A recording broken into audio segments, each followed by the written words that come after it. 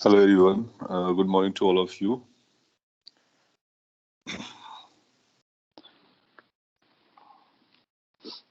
Screen और sound proper हो तो हम लोग आगे बढ़ सकते हैं और रे ऑप्टिक्स का जो बचा हुआ पोर्शन है उसको कवर करने की कोशिश करेंगे।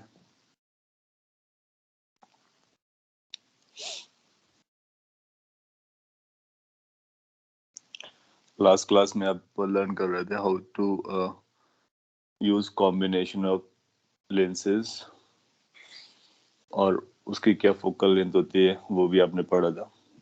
एक सिल्वरिंग ऑफ लेंस पढ़ा हुआ था, तो हम लोग एग्जाम्पल कर लेते हैं। सिंपल सा आप वार्म अप हो जाओगे, फिर आगे बढ़ेंगे। सो सिल्वरिंग ऑफ लेंस का एक फॉर्मूला बताया था। Again sine convention properly use करना होता है तो प्रैक्टिस के क्वेश्चन से क्लियर हो जाएगा। लेट्स से आपको कभी अगर ऐसा कहता है कि हमारे पास एक ये लेंस है और इसका ये आउटर फेस को सरफेस को सिल्वर किया गया, तो बोलेगा फाइंड फोकल लेंथ। एक बार फोकल लेंथ मिला तो फिर इसको मिरर यूज करके हम लोग इमेज फॉर्मेशन भी कर सकते हैं ऑफ सिल्वर्ड लेंस। क्या क्या गिवन है, न्यूमेरिकल वैल्यूज में दे रहा हूँ, आपको उनको यूज करके आंसर निकालना है। इसके मीडियम का रिफ्रैक्टिव इंडेक्स 5/2 है और ये जो इनसाइड का रेडियस है, रेडियस ऑफ कर्वेचर, वो भी अपने को पता है। लेट्स से कि ये 30 सेंटीमीटर है और आउटसाइड का जो ये रेडियस ऑफ कर्वेचर है ये 15 सेंटीमीटर है। तो रेडियस ऑफ कर्वेचर मिल जाएगी, रिफ्रैक्टिव इंडेक्स मिल जाएगा, सिल्वर्ड किया गया है। अपने को इसका फोकल लेंथ निकालना है। कैलकुलेट कीजिए।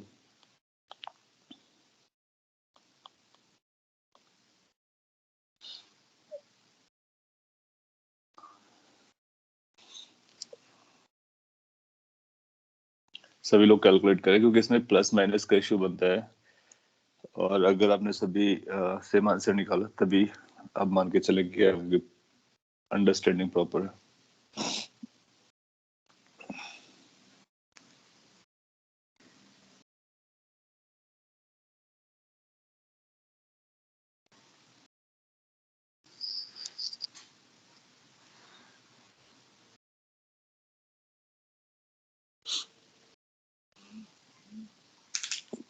टेन सेंटीमीटर एक आंसर आ रहा है।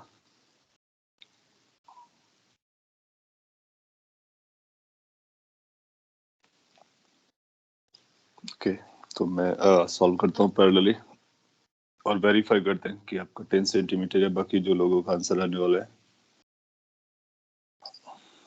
उनमें कौन सा सही है। सो आइडिया क्या होगा, आपका ऑब्जेक्ट यहाँ के रखा जाएगा ऑफ कोर्स, क्योंकि उधर सिल्वर्ड है तो मिरर के फ्रंट में रखा जाता है। तो ये फर्स्ट सरफेस रहा होगा, ये सेकंड सरफेस रहा होगा। पहले तो आप लेंस को सॉल्व करोगे। अगर आप लेंस की फोकल लेंथ निकालना चाहो तो 1/FL को यूज करते हैं। 1/FL इज होगा कि इसकी वैल्यू आएगी μ-1, 1/R1 minus 1/R2, that's the lens makers formula. ये 5/2 है, -1, 1/R1। अब तक आपको समझ में आ रहा होगा R1 नेगेटिव लिखा जाएगा, सो -30 हो जाएगा, और R2 को भी नेगेटिव लिखना है तो -15 हो जाएगा। सो इसकी जो वैल्यू आने वाली है that is going to be 3/2 with in bracket 1/15 minus 1/30। 2 से मल्टीप्लाई करोगे तो ये 1/30 बन जाएगा। सो 1/30 ये हो जाएगा, इससे मल्टीप्लाई करेगा तो 1/20 आ जाएगा। इसका मतलब केवल लेंस हमारे पास रहा होता है, केवल लेंस रहा होता है तो वो जो बिना सिल्वर्ड वाला उसका फोकल लेंथ आपको 20 मिल जाता, पॉजिटिव मिलता। इसके बाद अब मिरर देखेंगे, जो मिरर यूज हुआ है 1/FM लगाएंगे।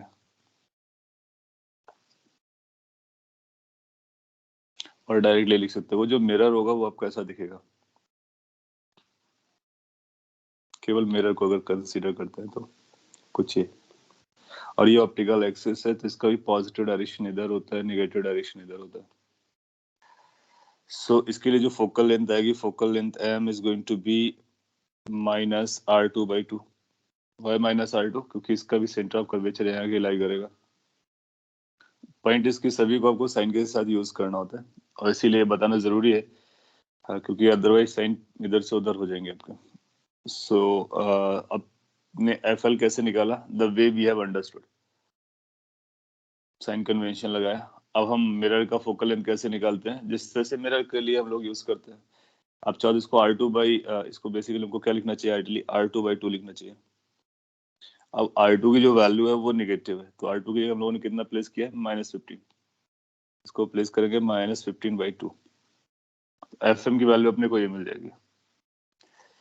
नो अब FL कैलकुलेट करोगे, FM कैलकुलेट करोगे, इसके बाद इफेक्टिव के लिए कौन सा फॉर्मूला लगाओगे, फॉर्मूला आपको एक फॉर्मूला बताया गया है। Formula goes like -1/FM, total focal length is equal to 2/FL -1/FM। इसको अप्लाई करने से अपने को FM की वैल्यू मिल जाएगी। जो FM आएगा कैपिटल वाला वो इफेक्टिव फोकल लेंथ आ जाएगा। तो यहाँ पर कई बार साइंस का इधर से उधर लेके अगर आप ध्यान से नहीं समझोगे तो आपको कंफ्यूज कर सकते हैं ना। इसको अगर हम कैरी करते हैं और यूज करते हैं तो ये बनेगा 2/FL। FL की वैल्यू 1/20 या फिर FL की वैल्यू 20 थी, -1/FM। इसको अपसाइड डाउन करोगे तो ये 2/-15 हो जाएगा। तो ये जो ओवरऑल नंबर आ रहा है ये 1/10 प्लस 2/15 है। सिंप्लीफाई करो, 30 बेस लिया जा सकता है तो ये आपका 3 + 4। जब 30 बेस लोगे तो इसको 3 और इसको 2 से मल्टीप्लाई करना पड़ेगा तो 7/30 आ जाएगा। अब यहाँ से अपने को FM पता चलेगा, इसकी जो वैल्यू आ रही है -30/7 आ रही है सेंटीमीटर। और अपने को पता भी था कि इसकी जो भी फोकल लेंथ आएगी वो निगेटिव आनी चाहिए, तो निगेटिव आ रही है। सो ये अपना फाइनल आंसर बनेगा जाकर के। तो हम बोलेंगे कि यस ये हमारा एक इफेक्टिव मिरर है और इस इफेक्टिव मिरर की जो फोकल लेंथ है वो ये। स्टेप्स को आप ध्यान से ऑब्जर्व कीजिए। हम FL निकालते हैं द वे वी नो, हम FM निकालते हैं द वे वी नो, फिर इस फॉर्मूले को यूज करते हैं और फिर यहाँ से जो वैल्यू आती है उसको एक्सेप्ट कर लेते हैं।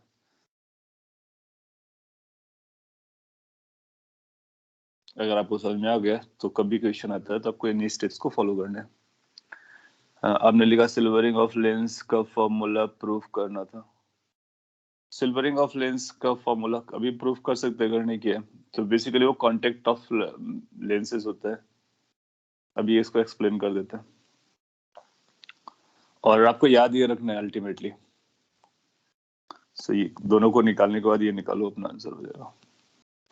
अब 34 माइनस को इधर लेकर के सेटल कर लो, वो एक आपकी मर्जी है, या फिर आप इस फॉर्म में लिख लो। इसको मैंने बताया था किस तरह से आया कि ये लगाएंगे और फिर इस तरह से करेंगे, फिर भी एक बार हम बता देते हैं। और सो -30/7 इज द करेक्ट रिस्पॉन्स।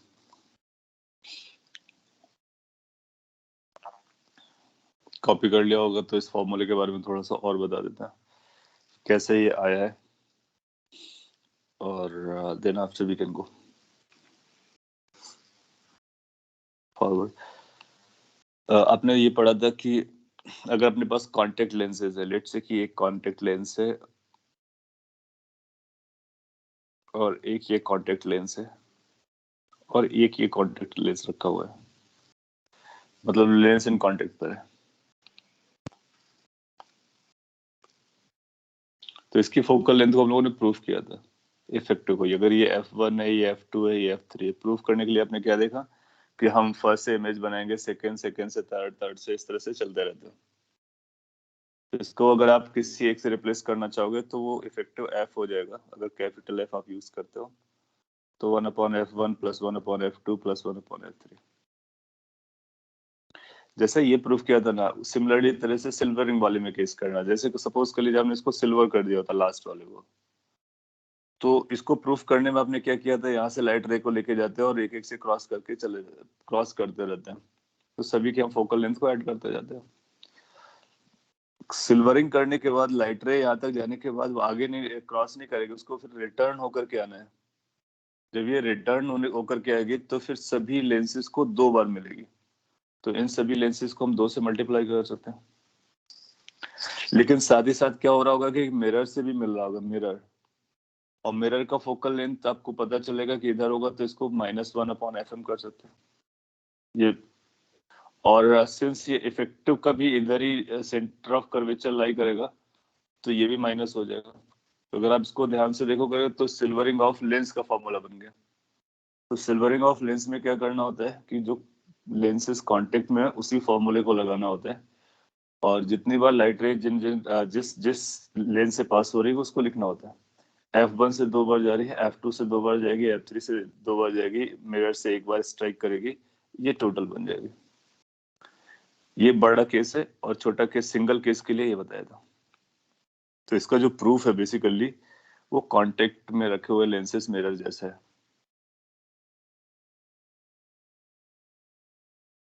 तो इसके लिए ये लगता है।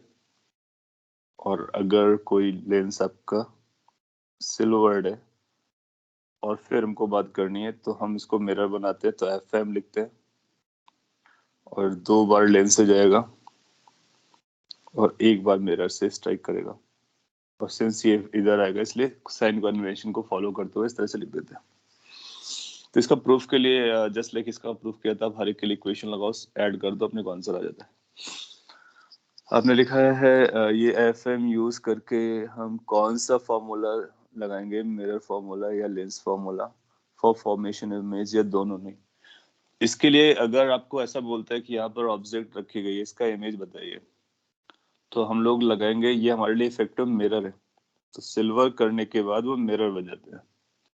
तो आपको अगला फॉर्मूला अगर कोई लगाना होगा तो फिर ये लगाना होगा 1/v, मिरर वाला फॉर्मूला लगाना होगा, जिसमें प्लस आता है 1/v + 1/u = 1/fm, ये लगाएंगे। लेंस का नहीं लगाएंगे, क्योंकि सिल्वर करने के बाद पूरा कंपोजिट स्ट्रक्चर मिरर का काम करता है, तो इसके लिए हम मिरर का फॉर्मूला लगाएंगे।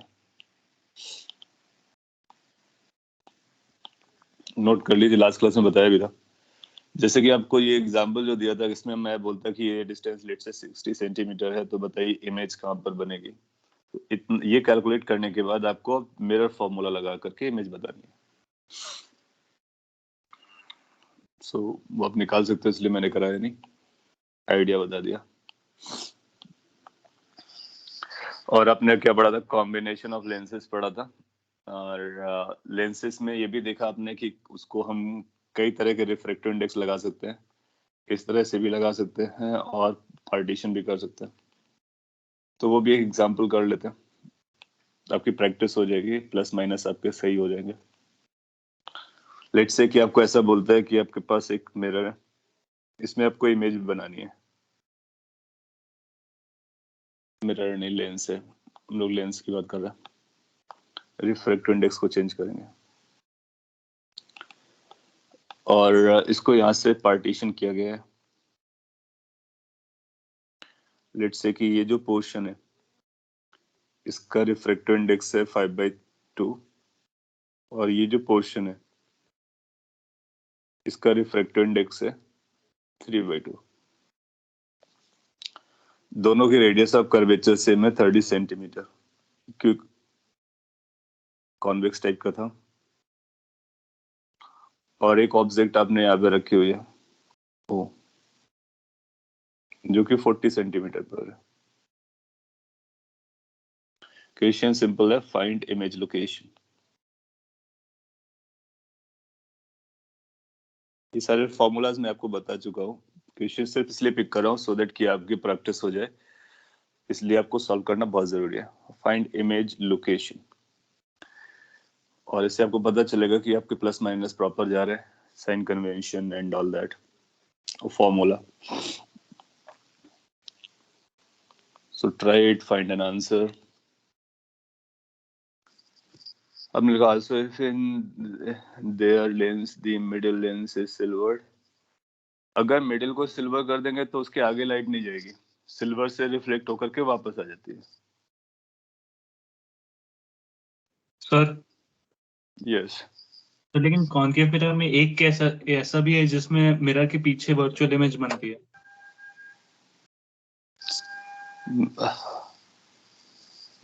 मिरर के पीछे वर्चुअल इमेज बनती है, ठीक है, हम लोग उसके बारे में बात कर लेंगे अगर कुछ ऐसा कंसर्न है। पहले आप इसका आंसर करो। नंबर्स आपको समझ में आ रहे होंगे। ये 30 सेंटीमीटर दोनों सरफेसेस का कर्व सरफेस का रेडियस ऑफ कर्वेचर है।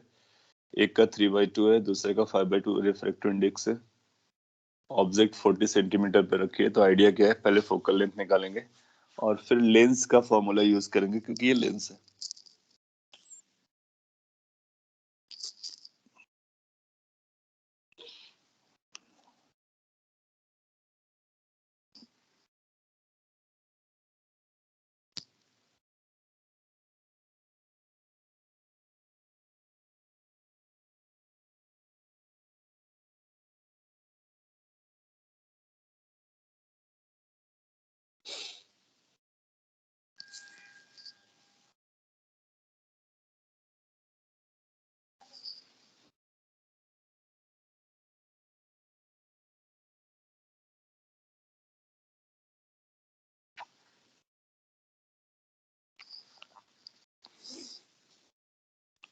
Okay, you will be close to the answer. So then I'm also trying. और इसको कैसे डील करोगे? आपने कल डिसाइड किया था कि इसमें एक ही इमेज बनने वाली है, इसका मतलब इसका एक ही फोकल लेंथ होगा, तो पहले इसका फोकल लेंथ कैलकुलेट करें। तो फोकल लेंथ कैलकुलेट करने के लिए अपने को दो लेंस देखना है। एक लेंस ये विजुलाइज करना है, इसकी फोकल लेंथ f1 पकड़ लेते हैं। एक लेंस ऐसा विजुलाइज करना है, इसकी फोकल लेंथ f2 पकड़ना है। सो 1 by 1 पहले दोनों को सॉल्व करेंगे। ये μ1 है। सो फर्स्ट के लिए आप लगाओगे 1/f1 लेंस फॉर्मूला μ1 - 1, डायरेक्टली भी लिख सकते थे 1/r1 - 1/r2। ये जो r1 r2 है सारा कुछ इसी के लिए, ये 1 सरफेस ये 2 सरफेस। सो μ1 की वैल्यू आपको 3/2 दी जा रही है। 1 की वैल्यू आप जानते हो। r1 द फर्स्ट सरफेस जो कर्व सरफेस है और वो 30 है और वो पॉजिटिव साइड पे जाएगा, तो +30 लगाएंगे। -r2 आपका इनफाइनाइट गिरेगा जाकर के। ओके, कुछ आंसर्स आए, 24 आया है और -1 20 भी आया। सो जब इसको सिंप्लीफाई करोगे तो आपको ये हाफ देगा और ये 30 है तो 1/60 आ जाएगा। सो फर्स्ट का फोकल लेंथ 60 है। सेकंड पर आते हैं।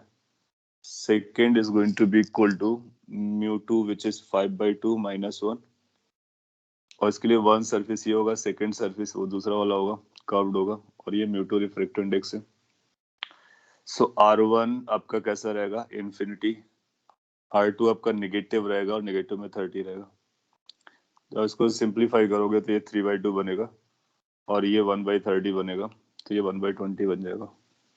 कैलकुलेशन आप चेक कर सकते हो।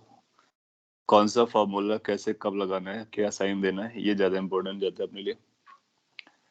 So effective focal length contact पे रखा हुआ है तो 1/f is equal to 1/f1 + 1/f2 लगेगा। सो 1/60 + 1/20 जाएगा। इसको सिंप्लीफाई कर सकते हो 60 डिनोमिनेटर को लेकर के। सो ये 1 आएगा और ये 3 आएगा।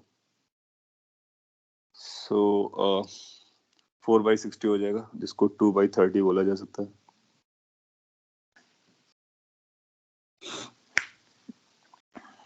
2/30 आ जाएगा, ठीक है। अच्छा, अगर ये फोकल लेंथ आया, फोकल लेंथ पॉजिटिव भी आ रहा है, अगर आपको एफ पता करना था तो कंपोजिट का एफ आ रहा है 30/2 सेंटीमीटर। इसका मतलब ये कन्वर्जिंग लेंस है। वैसे भी आउटसाइड का मीडियम एयर है तो हम पता चल जाएगा कि ये कन्वर्जिंग है। पॉजिटिव आना चाहिए था, आ भी रहा है। फिर इसके बाद इमेज फॉर्मेशन 1/v लेंस है, तो फॉर्मूला में भी याद रखना 1/v - 1/u is equal to 1/f। 1/v - 1/u, u के प्लेस पर -40। अब ये प्लस माइनस मैं कहाँ से लिख रहा हूँ ये आपको समझ में आना चाहिए। 2/30। इसके बाद इसको कैरी फॉरवर्ड कर लो तो 1/v इज इक्वल टू ये 2/30 मैंने क्यों लिखा, और भी तो इसको सिंप्लीफाई किया जा सकता है, चलेगा। ये 15 सेंटीमीटर है।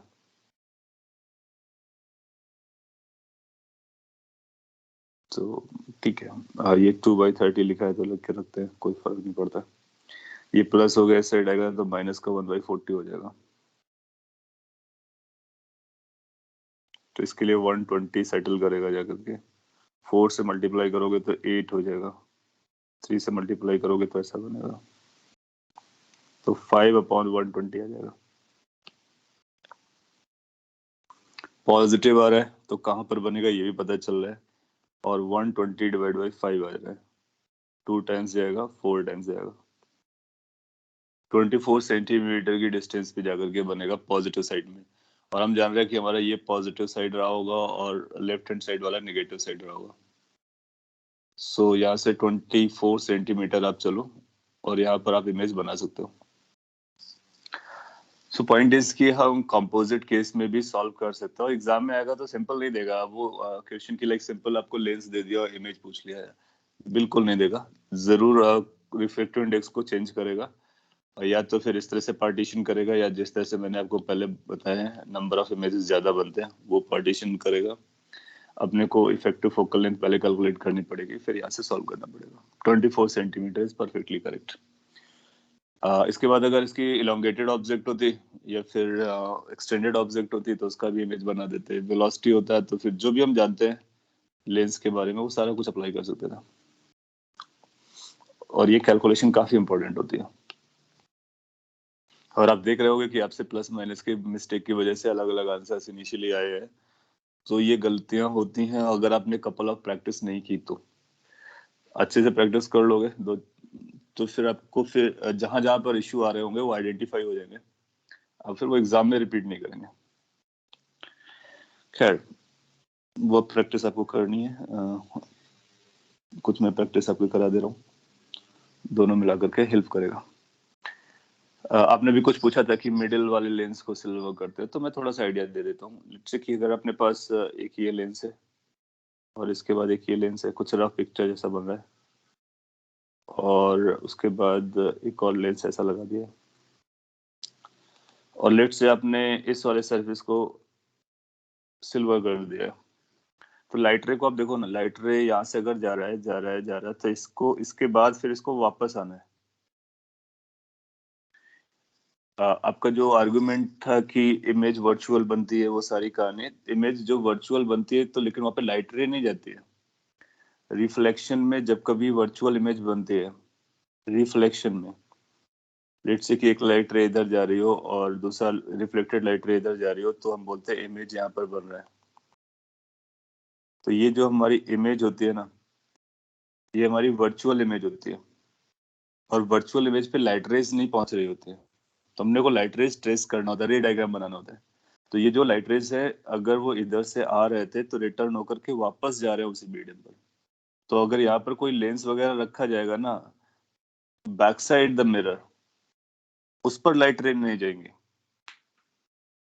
जब आप लाइट रेज को ड्रॉ करोगे आपको पता चलेगा कि वो रिटर्न बैक हो गए हैं। सो उसके बैक साइड में आप कितने भी लेंस या मिरर लगाओ, it will have no significance, it will be like as if there is none, क्योंकि लाइट रे उधर जाएगी ही नहीं। और ये जो इमेज आपको जरूर आपको यहाँ पर इमेज बनती हुई नजर आएगी, लेकिन उस पर ये लाइट रेज वहां पर नहीं पहुंची है, उनको आपने प्रोड्यूस करके बनाया हुआ है। और इमेज तभी बनती है जब लाइट रे हमारी उस ऑप्टिकल इंस्ट्रूमेंट पर फॉल करे। तो अगर इन लेंसेज पर कोई भी लाइट रे नहीं फॉल कर रही, इसका मतलब है कि they are not going to form any images. आपका कंफ्यूजन अगर ये है कि इमेज हमारी अगर यहाँ पे बनी और कोई लेंस यहाँ पे रखा हुआ है तो क्या ये लेंस हमारे किसी काम का है, तो मैं क्लेरिफाई कर देता हूँ कि ये लेंस अपने किसी काम का नहीं है, क्योंकि यहाँ पर जो इमेजेस बन रही है, ये जो इमेज बन रही है आपको ऐसा लग रहा है इसको क्रॉस करके बना है, लेकिन आप प्रैक्टिकली देखो कि कोई भी लाइट रे यहाँ पे गया ही नहीं है। और जब तक लाइट रे वहां पे गया नहीं, इसका मतलब इस लेंस पे कोई लाइट रे स्ट्राइक ही नहीं कर रहा है। अगर इस लेंस पे कोई लाइट रे स्ट्राइक नहीं कर रहा है, इसका मतलब है this is not forming the images. So अगर आपने किसी मिड वाले पार्ट को सिल्वर कर दिया तो उसके आगे के जितने भी पार्ट्स हैं वो अपने काम के नहीं है। उसके पहले फ्रंट में क्या है वो अपने को देखना होता है। इसीलिए हमने जितना भी एग्जांपल लिया लास्ट वाले को सिल्वर किया, क्योंकि लास्ट वाले के बाद लेंस रखने का कोई मतलब नहीं है, उसके बाद मिरर रखने का भी कोई मतलब नहीं है। Got this point? Yes. Sir, 1 minute. You sure. erase the image. Sir, yes, in the go ahead. when we retrace the path of the light, so we know that the lens bends the like the light ray towards or away from the normal. So won't the image be formed somewhere else rather than the straight line intercepting?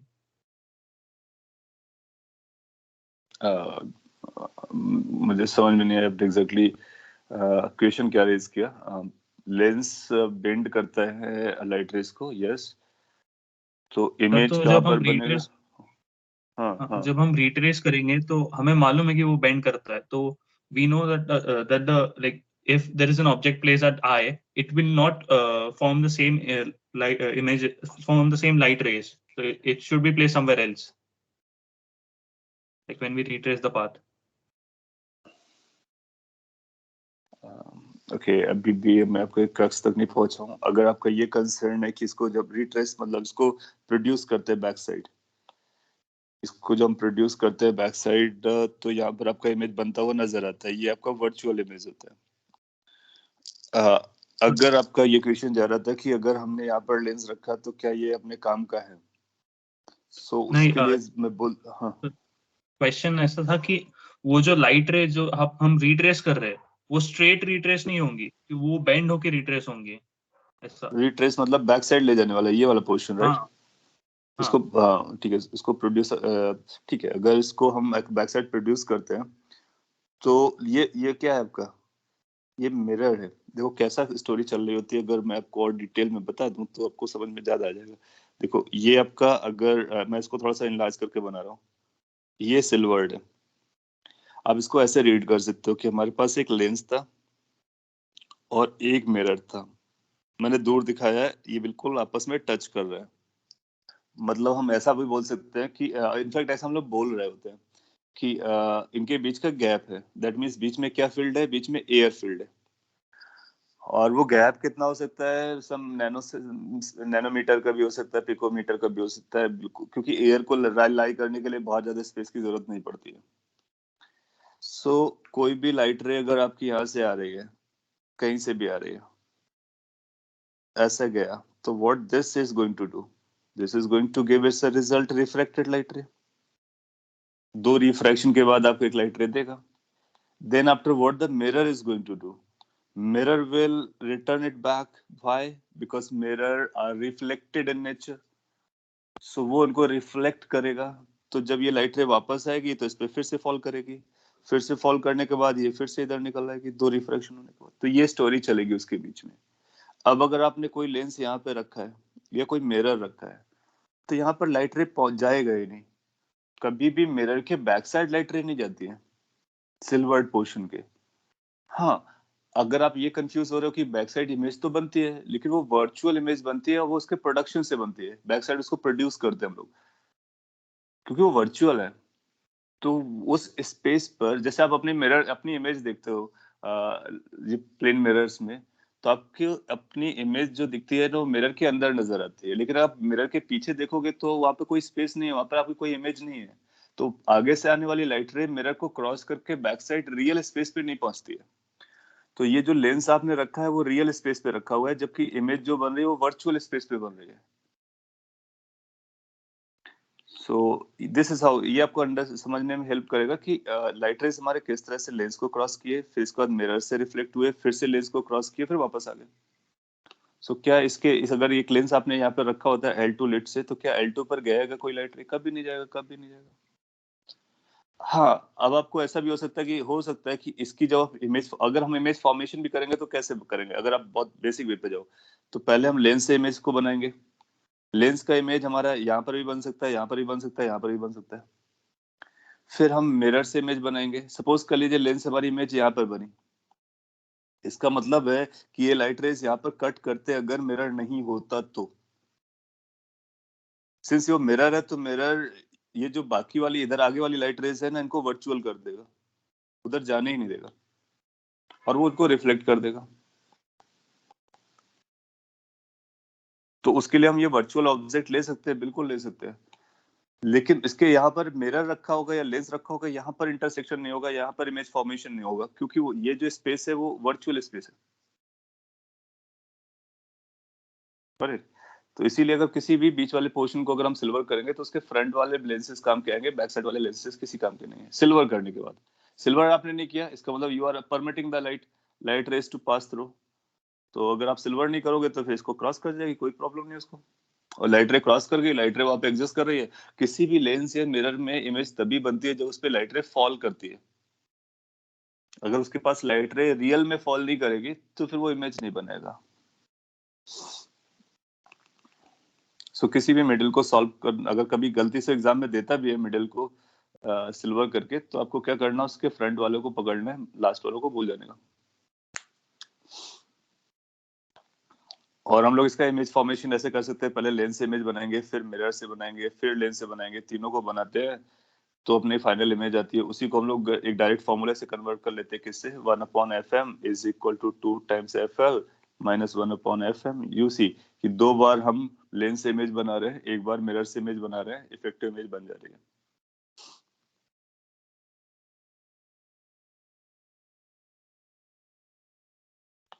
Okay अगर आपको समझ में आ गया तो अच्छी बात है, नहीं समझ में आया तो जो कंसर्न रहा हो उसको आप रेज कर सकते हो। और हम लोग थोड़ा सा आगे बढ़ते हैं, एक दो क्वेश्चन और कर लेते हैं कि अभी जितना पढ़ना था लेंस को लेकर के वो सारा कुछ आपने पढ़ लिया है, बस वैरायटी ऑफ क्वेश्चंस जो है वो समझने हैं। सो नेक्स्ट वैरायटी में कुछ इस तरह से बोलता है कि लाइक एक लेंस होगा, उसका कुछ पोर्शन रख करके आपसे क्वेश्चन पूछ लेगा, और ये एग्जाम में आ भी चुका है एक दो बार। लेट्स से कि आपके पास एक ये लेंस है और ये एक ही रिफ्रैक्टिव इंडेक्स म्यू का बना हुआ है, और लेट्स से सिंपल वैल्यू इसकी 3/2 है, और ये इक्वी कॉन्वेक्स था, इसकी 30 सेंटीमीटर रेडियस ऑफ कर्वेचर है।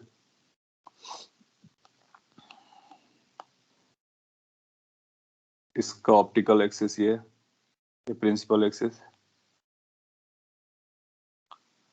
आपने क्या किया कि इसको यहाँ से कट कर दिया है, जो कि लेट्स से सर्टेन हाइट पर है, and this height is 4 millimetre. इनका साइज छोटा होता है, mm के ऑर्डर का होता है, सो लेट्स से 4 मिलीमीटर का है। फिर आपने क्या किया कि जो ऊपर वाला पोर्शन है उसको पकड़ रखा है, ये जो 4 mm के हाइट के ऊपर का जो पोर्शन था ये, and then you have placed it somewhere there, एक लाइन के ऊपर या सरफेस के ऊपर या कहीं पे आपने रखा हुआ है। एक ऑब्जेक्ट आपने लिया है, ये ऑब्जेक्ट है जो कि सर्टेन डिस्टेंस पर है, वो डिस्टेंस को भी मैं हाईलाइट कर देता हूँ। Let's say that distance is 60 centimetre. Yes Sir, can you repeat the question once again? Sure, मैं एक्सप्लेन कर रहा हूँ क्या है। पिक्चर अगर आपको दिख रही है तो लेट्स से ये भी नंबर 60 सेंटीमीटर है। सो मैं रिपीट करता हूँ, अपने पास एक कॉन्वेक्स लेंस है, उसके पैरामीटर्स है, उसके लिए जो इन्फॉर्मेशन अपने को लगने वाली है वो गिवन है। ये उसकी प्रिंसिपल एक्सिस हुआ करती थी। व्हाट यू डिड कि आपने एक इसको चॉप कर दिया है, दो पार्ट्स में कट कर लिया है, और इस लाइन से कट किया हुआ है जो ब्लू कलर की लाइन बनाई डॉटेड। तो बेसिकली हमारे पास दो पोर्शन हो गए, एक ये अप साइड वाला पोर्शन हमारे पास रहेगा, दो पार्ट में अगर हम कट करते हैं तो, और एक ये डाउन साइड वाला पोर्शन।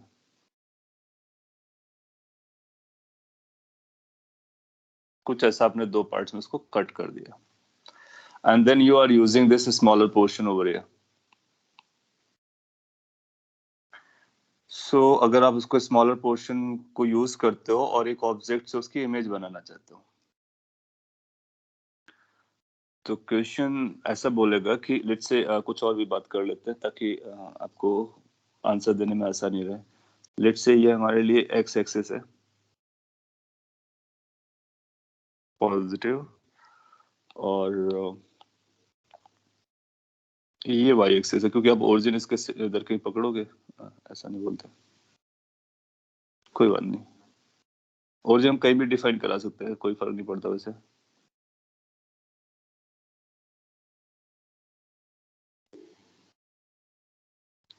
वो आपको कहीं भी ओरिजिन दे सकता है। लेट्स से कि इसको ओरिजिन बोला जहां पर ये पॉइंट ऑफ इंटरसेक्शन है, तो ये ओरिजिन है, और ये ओ फॉर ऑब्जेक्ट है। तो इस कोऑर्डिनेट सिस्टम के हिसाब से इसके कोऑर्डिनेट अपने को पता चल जा रहा है। आपसे पूछेगा फाइंड कोऑर्डिनेट्स ऑफ इमेज। जो इमेज बनेगा उसका कोऑर्डिनेट्स क्या होंगे वो अपने को पता करना है। दैट मींस उसकी एक्स लोकेशन क्या है, वाई लोकेशन क्या है, और ये ऑफ कोर्स ये प्लेन पर ही बनेगा, इसी प्लेन पर, तो कहां पर बनेगा वो अपने को बताना है। मैं आपको 1 मिनट देता हूँ, आप ट्राई कर लीजिए, इसके बाद मैं सॉल्व करूंगा और आपको ऑब्जर्व करना है कि किस तरह से इसको हैंडल करते हैं। वैसे आपको आइडिया है कि जैसे आपने देखा था प्लेन में रखो, कितना भी कट कर दो कोई फर्क नहीं पड़ता, इमेज जहां बननी होती है वहीं पे बनती है। सिमिलरली लेंस के साथ होता है, सिमिलरली मिरर के साथ होता है। बट एक पॉइंट टू नोट कि इनमें प्रिंसिपल एक्सिस मैटर करती है, तो उसके बेसिस पे हम बनाते हैं। 60,8 एक आंसर आ गया, 60 सेंटीमीटर 8 mm। ओके गुड, इसका मतलब मैं आगे सॉल्व करना स्टार्ट कर सकता हूँ। सो अपने को क्या करना होगा कि पहले इसकी प्रिंसिपल एक्सिस पे जाना पड़ेगा, क्योंकि जब कभी हम सॉल्विंग करते हैं ना, तो अपने लिए प्रिंसिपल एक्सिस सबसे इंपॉर्टेंट होती है।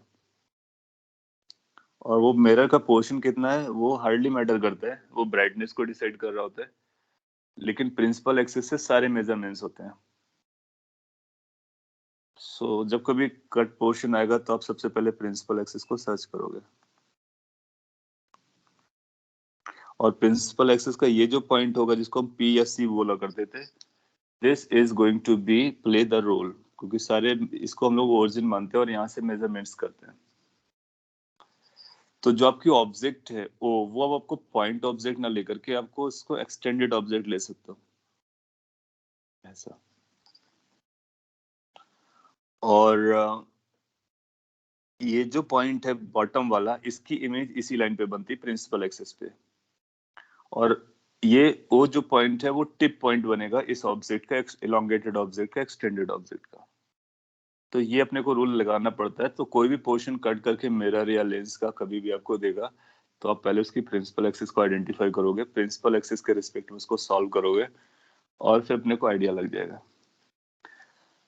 नाउ सबसे पहले तो अपने को फोकल लेंथ लगेगा, तो फोकल लेंथ को पता कर लेते हैं। इतनी बार आपने सॉल्व किया है तो आपको फोकल लेंथ निकालना टफ नहीं जाएगा। तो आप बोलोगे 1/f की जो वैल्यू आएगी mu which is 3/2 - 1,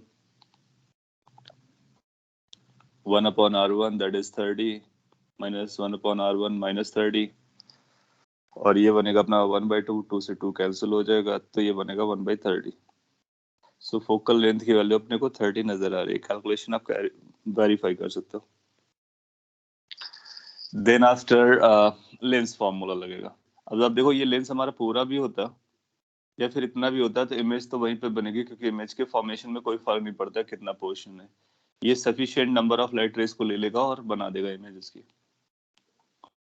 so 1/v - 1/u is equal to 1/f लगा देंगे। f आप जानते हो कितना भी पोर्शन लो फोकल लेंथ में कोई फर्क नहीं पड़ता है, क्यों? क्योंकि रेडियस ऑफ कर्वेचर लगा है, वही रेडियस ऑफ कर्वेचर दोनों की है, रिफ्रैक्टिव इंडेक्स भी वही है। सो ये बनेगा 1/v - 1/u, u के जगह पर -60 लगेगा, और ये 1/30 आ गया। सिंप्लीफाई करेंगे, so 1/v will become equal to 1/30 और -1/60। आफ्टर सिंप्लीफिकेशन 1/60 जैसा बनता नजर आ रहा है। सो v is coming as 60 centimetre. इसका मतलब ये 60 सेंटीमीटर पर बनेगा जाकर के। कहाँ से 60 सेंटीमीटर होगा? यहाँ से, P पॉइंट से। तो आप 60 सेंटीमीटर पॉजिटिव साइड में यहाँ कहीं जा सकते हो। ये आपके लिए 60 सेंटीमीटर हो गया। ये इस लेट से इसका नाम हम कुछ दे देते, ए पॉइंट दे देते, तो ये ए का इमेज बना है। अभी हमको ओ का इमेज बनाना था, ओ एक पॉइंट है, तो ओ का इमेज कहाँ पर बनेगा? वो टिप पॉइंट है, तो उसके लिए मैग्निफिकेशन लगेगा। तो मैग्निफिकेशन की वैल्यू होती है v/u। v कितना है? प्लस का 60, u कितना था? माइनस का 60, तो आंसर कितना आया माइनस का 1। इसका मतलब सेम हाइट का बनेगा लेकिन इन्वर्टेड बनेगा। इन्वर्टेड बनने का मतलब हुआ है it would look like this, inverted downwards of same height. So ये जो पॉइंट आ रहा है, this point is the image of और फाइनल इमेज बेसिकली। तो ओ का जो इमेज है वो ये बन रहा है। अब अपने को ये इसके कोऑर्डिनेट लगने वाले हैं, तो हम बोलेंगे जितना इसका हाइट है ये कितना था 4 mm। ये अपने को पता चलेगा कि 4 mm था, क्योंकि प्रिंसिपल एक्सिस से आपने कितने ऊपर कट किया है ये आपको गिवन था। सो ये भी हमारा 4 mm बना होगा, इस पे कोई डाउट नहीं है। और इतना समझ पाएंगे तो अपना आंसर भी हो गया। कैसे? क्योंकि हमारा ओरिजिन ये है और यहाँ से ये डिस्टेंस हमारा एक्स कोऑर्डिनेट बताएगा और ये टोटल डिस्टेंस वाई कोऑर्डिनेट बताएगा। ये जो था ये भी 4 था।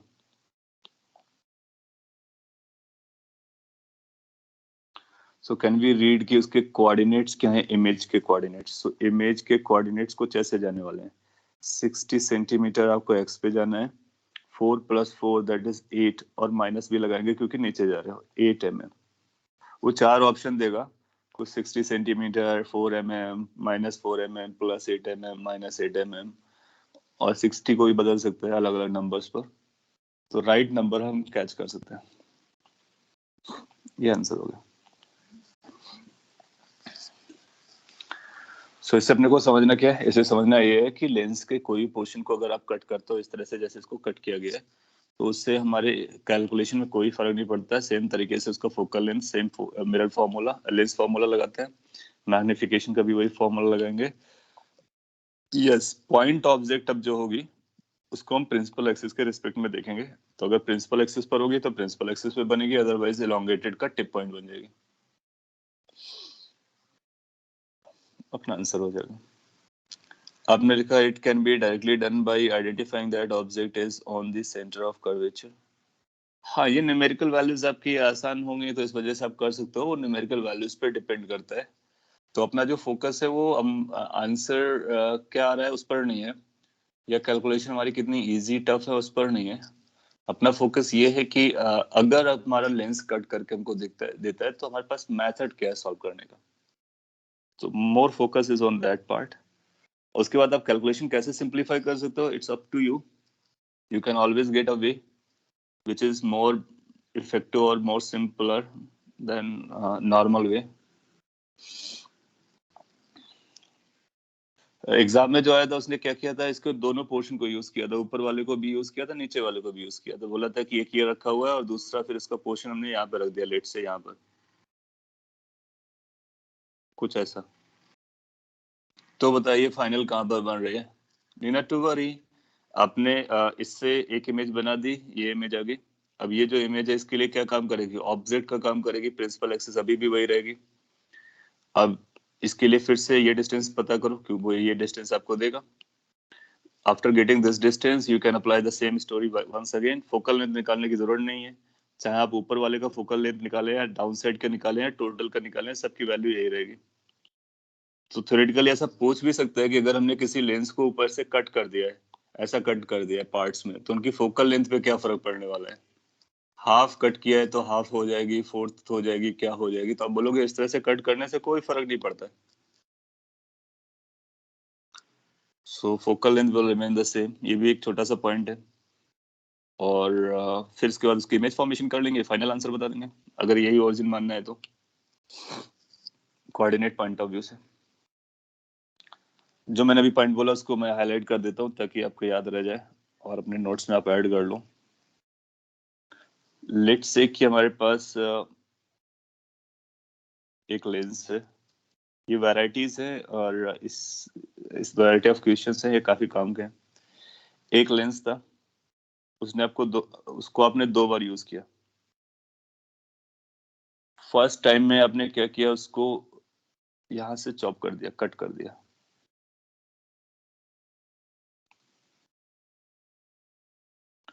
ये आपका पार्ट 1 बना और ये पार्ट 2 बना। एक बार आपने उसको यहां से चॉप कर दिया,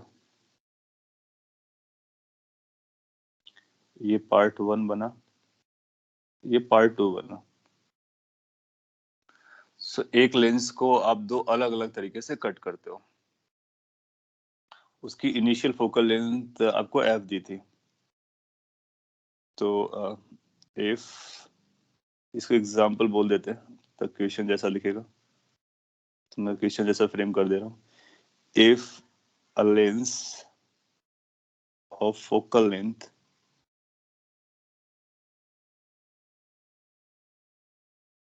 f is cut into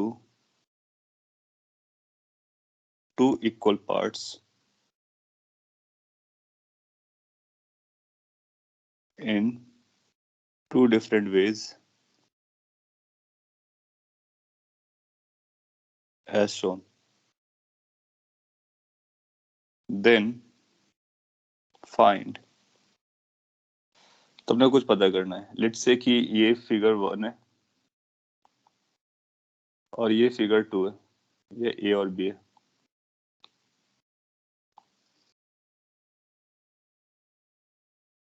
सो पहला पार्ट है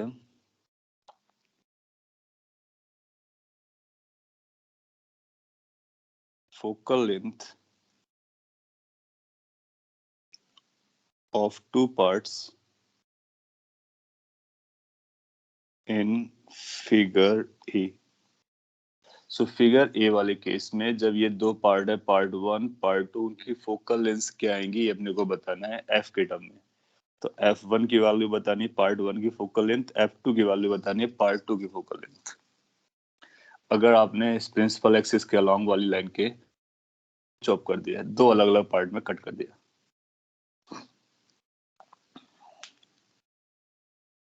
कॉपी कर लीजिए और ये पहले पार्ट का आंसर दीजिए, फिर हम लोग सेकेंड पार्ट के बारे में देखेंगे और इससे आपको ये आइडिया लग जाएगा कट करने से अपने को क्या फर्क पड़ता है फोकल लेंथ पर। You want previous slide? Previous slide आपको भी दिखा देते हैं। Here it is.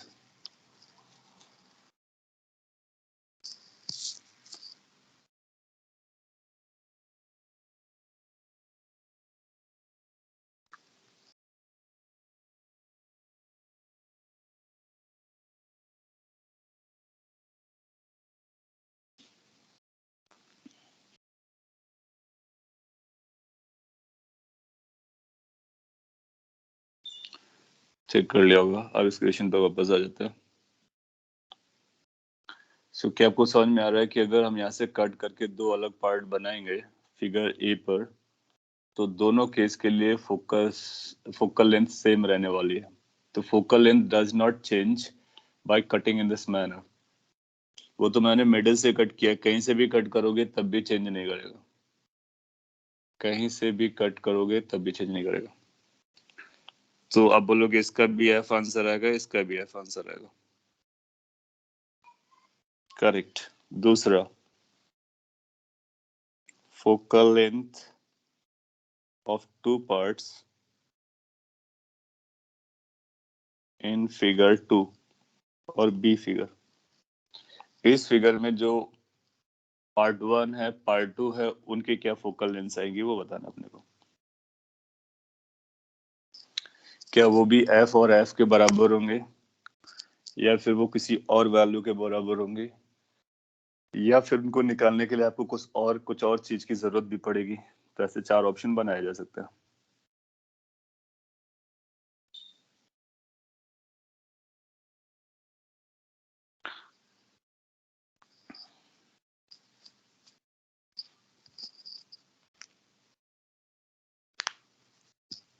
तो सेकंड क्वेश्चन काफी अच्छा बन गया है और ये एग्जाम में बिल्कुल पूछा जा सकता है। चार ऑप्शन बनाए जा सकते हैं कि आपको इंफॉर्मेशन और लगेगी, जैसे म्यू की इंफॉर्मेशन लगनी है, रेडियस ऑफ कर्वेचर की इंफॉर्मेशन लगनी है, या फिर आप एफ के टर्म में बता पाओगे without using any other information.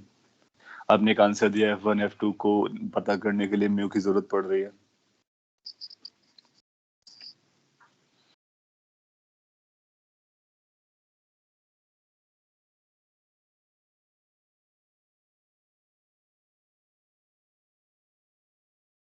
Okay, तो मैं इसको सॉल्व कर देता हूँ और इसको आप याद रख लेने का। तो पहला पॉइंट क्या याद रखना है अपने नोट्स में ऐड करने के, कि अगर हम प्रिंसिपल एक्सिस के पैरेलल उसको कट करते हैं तो हर एक पोर्शन का फोकल लेंथ बराबर रहता है। अपने लैंग्वेज में उसको नोट कर सकते हो। दूसरे पार्ट में हम लोग कट कर रहे हैं उसको सिमेट्रिकली मेड से। सो आप देखोगे कि अगर इसकी फोकल लेंथ हम लोग निकालते हैं 1/f, तो ये आता है कि म्यू -1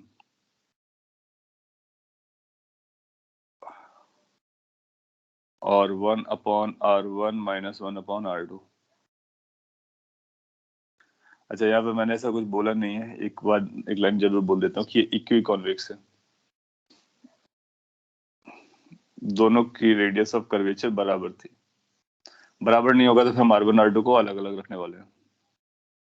सो ये पॉइंट मैं हाईलाइट कर देता हूँ कि ये दोनों की रेडियस ऑफ कर्वेचर बराबर थी।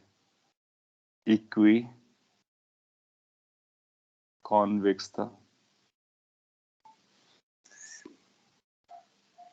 इक्वी कॉन्वेक्स था। या फिर अपने को ये भी देखना पड़ेगा वो इक्वी कॉन्वेक्स बोलता है कि नहीं बोलता है, और मोस्ट लाइकली अगर ऐसा पूछेगा तो इक्वी कॉन्वेक्स देगा, और अगर नहीं देगा तो फिर हम r1 r2 को रिटेन रखेंगे। अच्छा, अगर ये इक्वी कॉन्वेक्स होगा तो इसकी वैल्यू बन जाएगी म्यू -1 इंटू 2/r, क्योंकि ये 1/r बनेगा, ये भी 1/r बनेगा, और एक प्लस एक माइनस है तो 2/r आ जाएगा। फिर इसके बाद अगर हम पार्ट 1 का निकालना चाहते हैं 1/f1, तो ये बनेगा म्यू -1।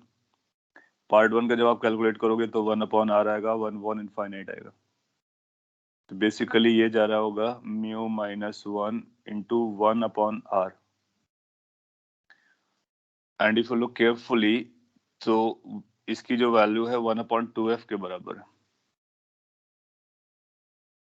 तो आपको पता चलेगा कि f1 की जो वैल्यू है 1/2f है, आई मीन 2f है। और आप ये भी बोलोगे 1/f1 प्लस 1/f2 1/f के बराबर होगा, तो इसी तरह से आप f2 भी निकालोगे तो वो भी 2f आ जाएगा। तो इक्वी कॉन्वेक्स कंडीशन में दोनों की अगर रेडियस ऑफ कर्वेचर बराबर दी जाती है और आप इस तरह से कट करते हो, तो आप पाओगे कि दोनों पार्ट इक्वल पार्ट्स का जो रेडियस ऑफ कर्वेचर, दोनों का जो फोकल लेंथ आएगा वो 2f आ जाएगा। तो इस केस में रेडियस ऑफ कर्वेचर कैसा भी रहे फर्क नहीं पड़ता है, और इस केस में रेडियस ऑफ कर्वेचर दोनों के बराबर होंगे तो ये आंसर आएंगे। अदरवाइज हमारे फिर आंसर r1 r2 के टर्म में आएंगे, और ऐसा होगा कि 1/f1 प्लस 1/f2 1/f के बराबर आ जाएगा।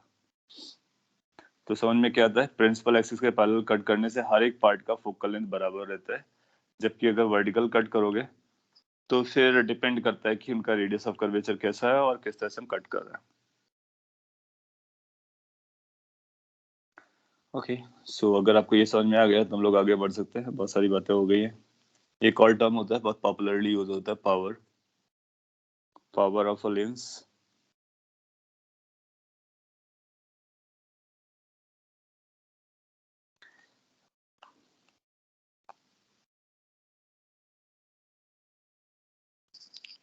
तो अगर कोई लेंस आपको दिया गया तो उसकी हम फोकल लेंथ जानते हैं, और फोकल लेंथ उसको मैन्युफैक्चरिंग के टाइम पे यूज किया जाता है, लेंस मेकर फार्मूला से पता करते हैं। तो फोकल लेंथ बेसिकली उसकी रेडियस ऑफ कर्वेचर, मटेरियल, उन सबको कलेक्टिवली बता रहा होता है। और फोकल लेंथ पता होने के बाद हम लोग उसकी इमेज की फॉर्मेशन कर लेते हैं। नाउ फोकल लेंथ के टर्म में भी हम लोग लेंस को बुला सकते हैं और पावर के टर्म में भी बुला सकते हैं। तो जो पावर होता है वो डिफाइन होता है 1/फोकल लेंथ। तो किसी भी लेंस के लिए जो पावर है reciprocal of focal length.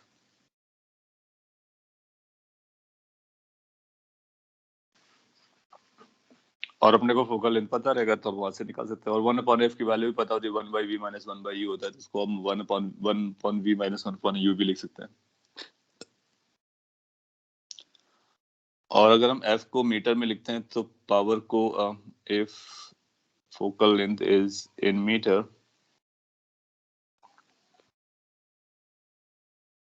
then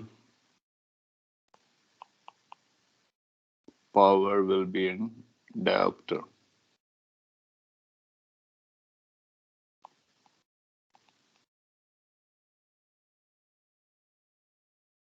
और डायोप्टर के लिए वो डी यूज करते हैं। इसको आप मीटर में रख लोगे तो अपने को ये डायोप्टर में पता चल जाएगा।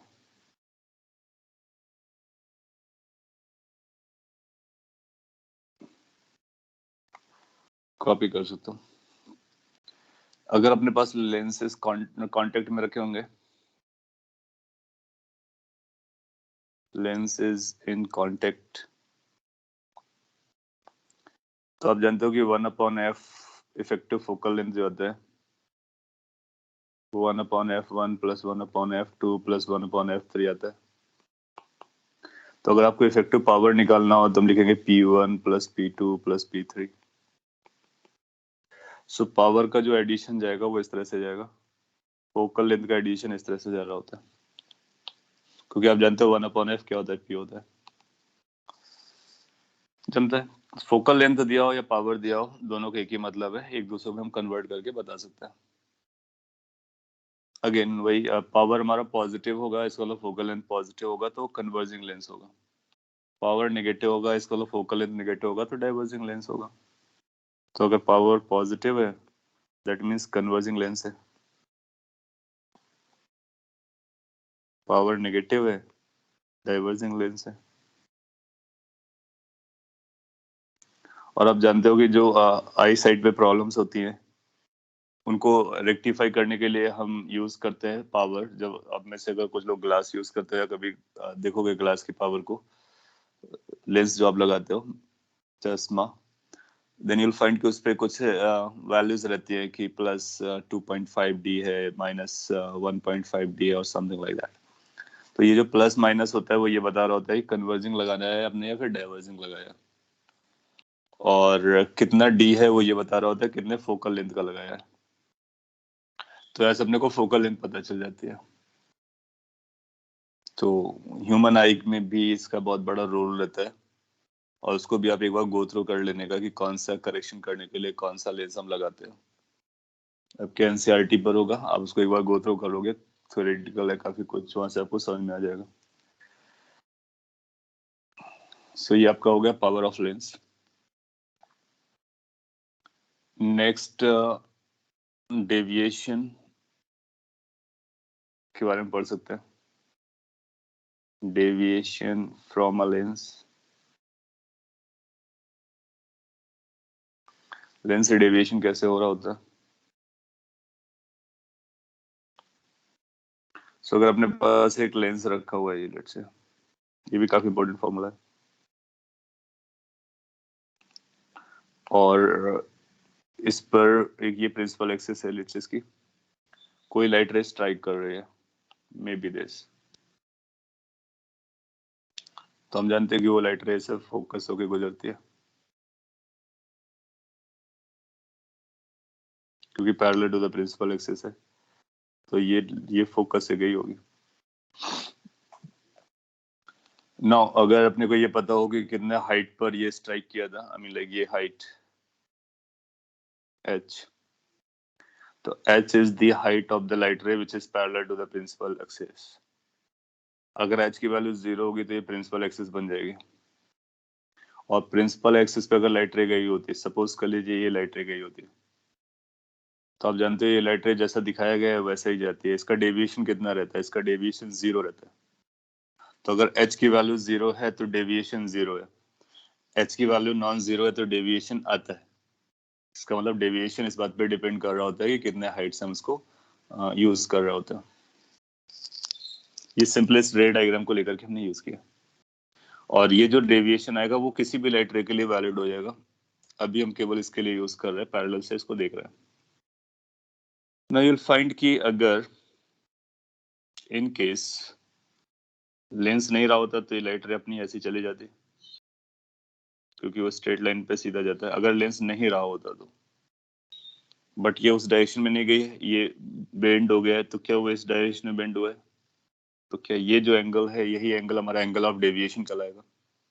So angle of deviation will be the angle by which it has bent from its original direction.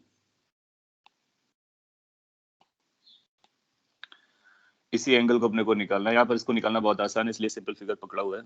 ये हाइट अगर आप देखोगे तो ये h के बराबर होगी, और ये हाइट की अगर आप बात करोगे तो फोकल लेंथ के बराबर होगी, और अगर वो एंगल डेल्टा था तो ये भी डेल रहा होगा।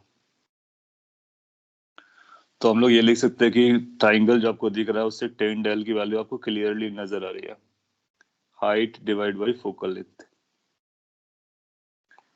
अब अपने को ये पता चलेगा कि लेंस पर बेसिकली एच का यहाँ दिखाने से हमारा इंटेंशन नहीं है, हमारा इंटेंशन इस बात पर है कि जो लाइट रे है वो लेंस पर कितने हाइट पर स्ट्राइक करती है। अगर ये एच अपने को पता है, अब वो light parallel to the principal axis आ रही हो या कहीं से भी आ रही हो, तो हम इसको एच अपॉन एफ से लगा सकते हैं। वैसे भी आप जानते हो कि ये जो एंगल्स होते हैं बहुत छोटे होते हैं, डेल भी बहुत छोटा रहा होगा, तो पैराक्सियल अप्रोक्सीमेशन लगता है, इसको हम लोग डेल लिख सकते हैं। 10 अल्फा अल्फा के बराबर होता है 10 डेल्टा डेल्टा के बराबर होता है। तो जो डेविएशन है that can be written by this formula, simple formula, note कर लीजिए। और कभी भी अपने को डेविएशन निकालना होगा तो हम लोग इसको यूज कर सकते हैं।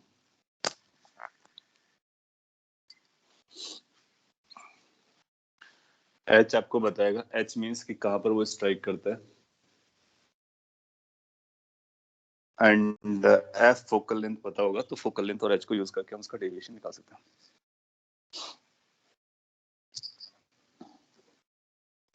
इसका एक और मतलब हुआ, इसका ये मतलब हुआ कोई भी लाइट रे अगर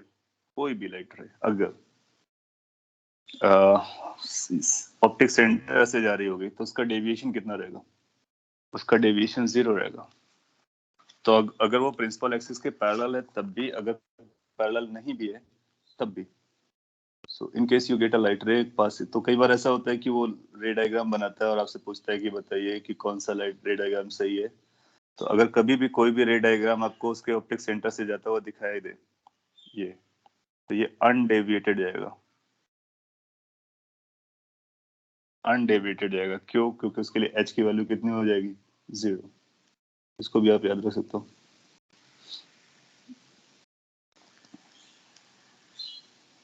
नोट कर लीजिए। कोई कंसर्न आ रहा तो आप जरूर बोलिए, नहीं आ रहा तो हम लोग आगे बढ़ सकते हैं।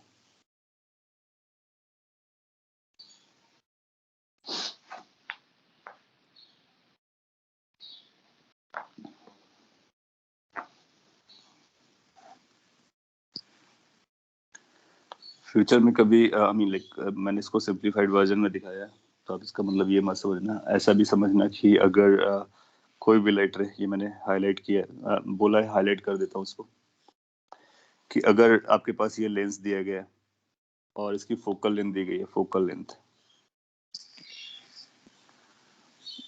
एंड देन कोई ऐसा रे डायग्राम आपको बना के देता है कि एक लाइट रे ऐसा जाती है ये, और फिर इधर चली गई, तो बताइए कि ये एंगल कितना होने वाला है। अब बोलोगे यही उसका डेविएशन है, वो इस बात पर डिपेंड करेगा कि एच कितना है, और वो डेविएशन हम यहाँ से मेजर कर सकते हैं।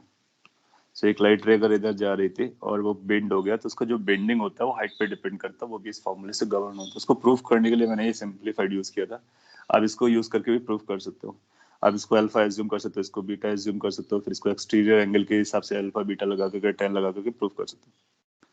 सो यहाँ पर भी वर्क करता है। और अगर मैंने जो एक और लाइन बनाया है उसको भी याद रखिए कि कोई भी ऑप्टिक सेंटर से लाइट रे जाएगी वो अनडेविएटेड जाएगी, क्योंकि उसके लिए एच 0 हो जाएगा। उसको भी मैं साइड में ड्रॉ कर देता हूँ ताकि आप भी ड्रॉ कर लेंगे तो आपको याद रखना आसान होगा।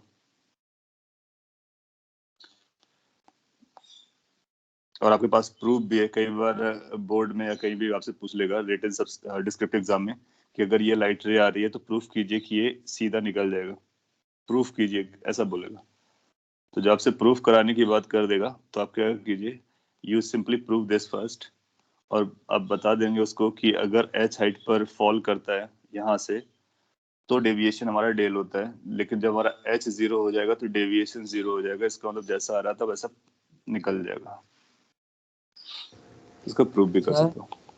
सर यस सर, जो आपने वो थर्ड डायग्राम बनाया है उसमें तो del equal to H by F नहीं होगा ना? नहीं समझे, फिर से बोला, आपकी आवाज क्लियर नहीं थी। सर वो जो थर्ड डायग्राम है ना, उसमें del equals to H by F नहीं होगा ना? ब्रेक हो रही, फिर से बोलो।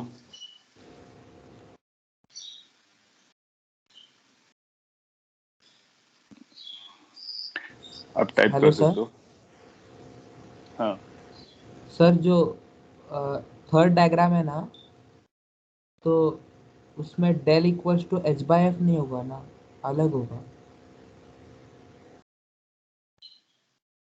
थर्ड आएगा मैं इस पर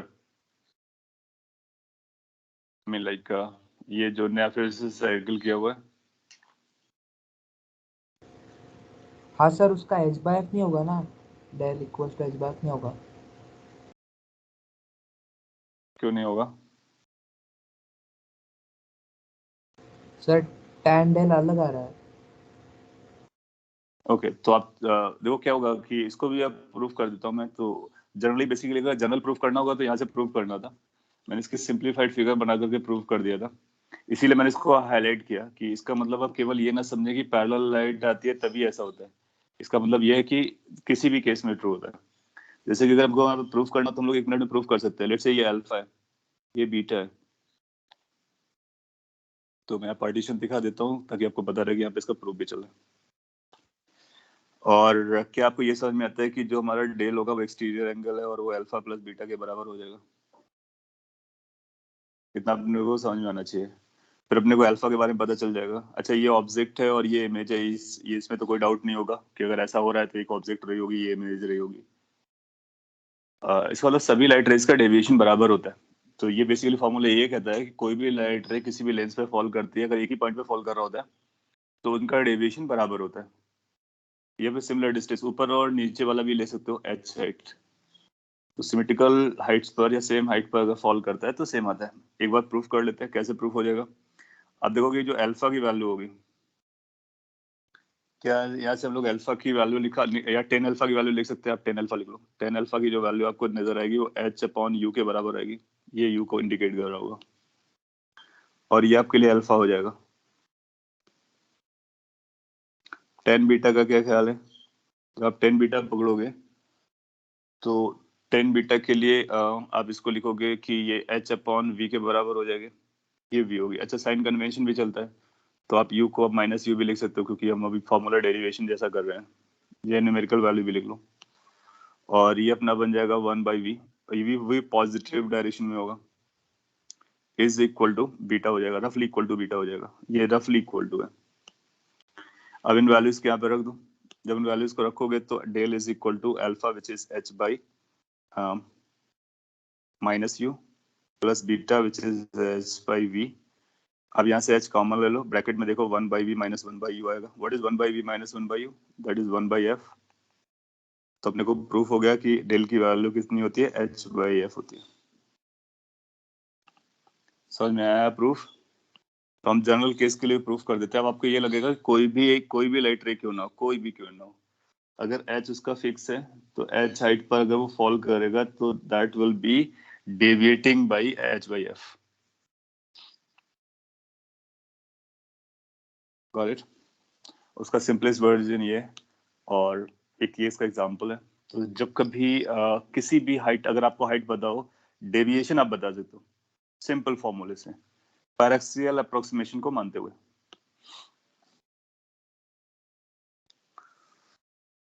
अगर आपको एक समझ ये समझ में आ गया तो एक छोटा सा और पॉइंट है उसके बारे में भी समझ लेते हैं और फिर प्रिज्म के बारे में बात करेंगे अगर टाइम रहेगा, वरना फिर हम लोग नेक्स्ट क्लास में भी प्रिज्म को पढ़ लेंगे। इंट्रोडक्शन भी ले सकते हो, उतना काफी होगा। सो डेविएशन फ्रॉम अ लेंस, ये कोई भी लेंस हो सकता है। अभी हम लोगों ने कॉन्वेक्स लेंस दिखाया, कॉनकेव होगा तब भी आप ये लगाओगे, फोकल लेंथ जैसा प्लस माइनस आप लगाते हो वो लगाते रहने का और डेविएशन निकाल सकते हो। आपने देखा था कि अगर हम लेंसेज को कांटेक्ट में रखते हैं तो इफेक्टिव फोकल लेंथ कितनी आती है? वो कांटेक्ट केस में देखा, लास्ट क्लास में आपने बोला भी था शायद कुछ। तो अगर हमारे पास 2 थिन लेंसेज हो और हम उनको कांटेक्ट में रख करके किसी सेपरेशन पे रखते हैं, डिस्टेंस पे रखते हैं, तो फिर फोकल लेंथ कैसा आता है, क्या रिजल्ट होता है, क्या रिलेशन होता है, उसको भी हम लोग देख सकते हैं। रीडिंग कुछ ऐसा लिख सकते हैं कि 2 थिन lenses जब हम लोग लेंस की बात करते हैं तो थिन लेंसेज होता है, अगर ना भी लिखेंगे तब भी हमारा मतलब थिन से ही होगा। सेपरेटेड बाय अ डिस्टेंस,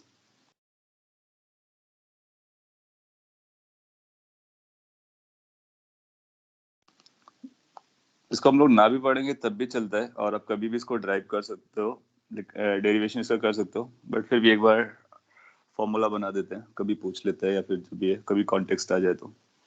देखो अगर दो लेंस हैं और वो एक दूसरे से सेपरेटेड है तो हमको फर्क नहीं पड़ता दो है या नंबर ऑफ लेंसेज कितना भी है, क्योंकि हम एक के बाद एक के बाद एक को मूव करते चले जाते हैं, एक का ऑब्जेक्ट दूसरे के लिए इमेज और वो सब करके हम बता देते हैं, इमेज फॉर्मेशन हमको आता है। बट अगर कोई बोलता है डिलिबरेटली कि इसका इफेक्टिव फोकल लेंथ बताइए कितना होगा, तो इसका इफेक्टिव फोकल लेंथ हम लोग निकाल सकते हैं। हाँ बट ये केवल फोकल लेंथ निकालने के लिए मैं आपको बता रहा हूँ, अगर फोकल लेंथ का फॉर्मूला देगा तो अपने को पता रहना।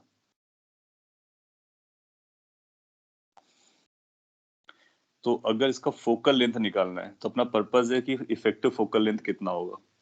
सो यू नो कि फोकल लेंथ निकालने के लिए लाइट रेज को हम parallel to the principal axis डाल सकते हैं, और हम जानते हैं कि जब कभी light ray parallel to the principal axis आएंगी तो जहां पर कलेक्टिवली कन्वर्ज कर रही होंगी, फाइनली जहां पर कन्वर्ज कर रही होंगी, ये हमारे लिए एक सिस्टम हो गया, और इस सिस्टम के बाद जहां पर भी कन्वर्ज कर रही होंगी वही हमारा फोकस बन जाएगा। तो इससे अपने को इस सिस्टम का फोकल लेंथ पता चल जाएगा। सो आपको कुछ ऐसा बोलेगा कि लेट्स इनके बीच का गैप डी है, वो डी दिया जाएगा, कितना सेपरेशन है। अब देखो कि डी 0 हो जाएगा तो ये वही केस बन जाएगा जो हम ऑलरेडी जानते हैं कांटेक्ट में रखे हुए लेंसेज को लेकर के। अगर ये लाइट रे इस तरह से जाती है देन यू विल फाइंड कि इस लाइट रे को तो फिर बेंड होने का फ्यूचर में जाकर के, क्यों? क्योंकि ये कन्वर्जिंग है तो कुछ ऐसा कन्वर्ज कराएगा, और ये इसको फिर फर्दर कन्वर्ज करा देगा कुछ ऐसा। इन दो कन्वर्जेंस को अगर आप ऑब्जर्व करोगे तो ये इधर गया और ये इधर गया। वी विल बी सेइंग कि ये जो पॉइंट है ये इसका फोकस है, कलेक्टिव सिस्टम का ये फोकस बन जाएगा, कलेक्टिव सिस्टम का। और अगर इसकी फोकल लेंथ निकालनी है तो इसी इसको हम लोग यूज कर सकते हैं। कैसे वर्क करेगा या फिर कैसे इसको सॉल्व करना है, तो यहाँ पे मैं कुछ कंस्ट्रक्शंस करते हूँ, उसका यूज करते हैं। देखो ये लाइट रे स्ट्रेट जाना चाह रही थी, स्ट्रेट। अगर दोनों ये लेंसेज नहीं रहे होते तो सीधा गया होता। तो ये इसका डेविएशन है, तो ये डेल्टा 1 है, डेविएशन ऑफ फर्स्ट। अगर आपसे कोई कहता है कि डेविएशन ऑफ फर्स्ट बताइए, तो डेविएशन ऑफ फर्स्ट इस बात पे डिपेंड करेगा कि ये हाइट कितने हाइट पर ये फॉल किया था। लेट्स से ये हाइट h1 है, तो हम बोलेंगे ये h1 अपॉन f1 होगा फर्स्ट का फोकल लेंथ। अभी प्रूफ किया उसी का यूज कर रहे हैं, सेंस बना रहा होगा। फिर सेकंड पर आते हैं। सेकंड अगर लेंस नहीं रहा होता तो लाइट रे हमारी ऐसी गई होती, ये भी डेविएट हो गई है। कितने से डेविएट हो गई? डेल्टा 2 से। कितना डेविएशन होगा वो इस बात पे डिपेंड करेगा कि हाइट h2 कितनी है। छोटा सा बनाया बट आपको अगर दिख रहा है तो अपना काम हो रहा है। h2 प्रिंसिपल एक्सिस से कितने हाइट पर है, अपसाइड हो या डाउन साइड हो कोई फर्क नहीं पड़ता है, डेविएशन लिखा जा सकता है। तो इसका मतलब delta 2 deviation of the second is going to be equal to h2 upon f2। इनकी वैल्यूज हम पता कर सकते हैं। अगर आपसे पूछता है कि नेट डेविएशन कितना रहा होगा, तो नेट डेविएशन निकालने के लिए फाइनल लाइट रे हमारी ऐसी जा रही है और इनिशियली ऐसा जा रहा था, तो इनके बीच का ये एंगल नेट डेविएशन को बताएगा। अगर इसको और प्रॉपर्ली देखना है तो इसको बैक साइड प्रोड्यूस करा लो। जब इसको बैक साइड प्रोड्यूस कराओगे कुछ ऐसा, तो यहाँ पर कट करेगा, ये जो डेविएशन होगा वो नेट डेविएशन आएगा। और अगर ये एक सिंगल लेंस का काम करता, अगर ये एक सिंगल लेंस का काम करता तो उसकी एक इफेक्टिव फोकल लेंथ होती, और अगर ये पूरा एक सिंगल लेंस रहा होता ऐसा, कहां पर रखा अपने को नहीं पता, तो इस पे जो लाइट रे आ रही होती तो क्या वो h1 हाइट पर फॉल कर रही होती, इनिशियल वाली, और फिर फाइनली इसका डेविएशन अपने को कुछ ऐसा दिख रहा है कि ये फाइनली ऐसा डेविएट होकर के गई है, तो ये डेविएशन अपने को पता चला। मैं रफ पिक्चर बना रहा हूँ समझाने के लिए। सो आप देखोगे कि अगर ये कोई एक इफेक्टिव लेंस रहा होता है तो उसका deviation effective total deviation count होता है, और उसकी इनपुट हाइट कितनी रही होती, h1। अगर आपको ये कनेक्ट हुआ तो क्या आप ये जरूर बता सकते हो कि हम डेल की वैल्यू भी लिख सकते हैं और डेल की वैल्यू आएगी h1 divide by effective focal length. Why we are using h1? We are using h1 for a particular purpose. क्योंकि जो भी लेंस जहां भी रखोगे ये parallel to the principal axis आ रही थी और जहां भी फॉल करेगी वो h1 हाइट पर ही करेगी. एक बार ये समझ में आता है तो अपनी कहानी ऑलमोस्ट कंप्लीट होने को आ रही है. आप देखोगे ये डेल 2 है तो ये जो अंदर वाला एंगल होगा अल्टरनेट एंगल या फिर इसका क्रॉस वाला एंगल होगा वो भी डेल 2 हो जाएगा और ये डेल 1 है. तो डेल जो होगा उस ट्राइंगल को, अगर आप इस ट्राइंगल को मैं हाईलाइट करूं, ये वाला ट्राइंगल, उसके लिए डेल एक्सटीरियर एंगल है और दोनों इंटीरियर एंगल डेल 1 डेल 2 है. सो अपने को एक बात पता चल रही है. कौन सी बात? कि दिस वैल्यू डेल की value also we can write del is equal to del 1 plus del 2 from that triangle. इतना आप डाइजेस्ट कीजिए और इस पे कहीं कंसर्न आ रहा हो तो आप बोलिए. इसके बाद आप इस पे डेल 1 डेल 2 डेल की वैल्यू रख देंगे. जैसे ही आप इनकी वैल्यूज को रखोगे तो एक रिलेशन आ जाएगा. उस रिलेशन को हम लोग सिंप्लीफाई करेंगे और अपने को एक आंसर मिल जाएगा.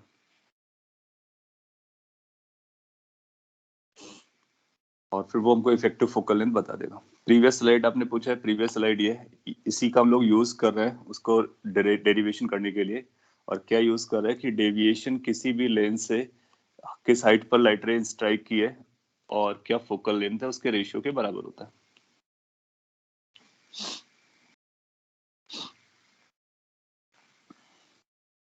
और इस पर ये एक एग्जांपल काइंड ऑफ थिंग आप समझ सकते हो. एक एग्जांपल था और इसके दो अलग अलग डेरिवेशंस हैं. और यहाँ पर आपको कोई कंसर्न आ रहा हो तो वो बोलेंगे. सार्थक, you fail to understand why the formula of net deviation for has h1 in it. अच्छा, फिर से मैं बता दूं.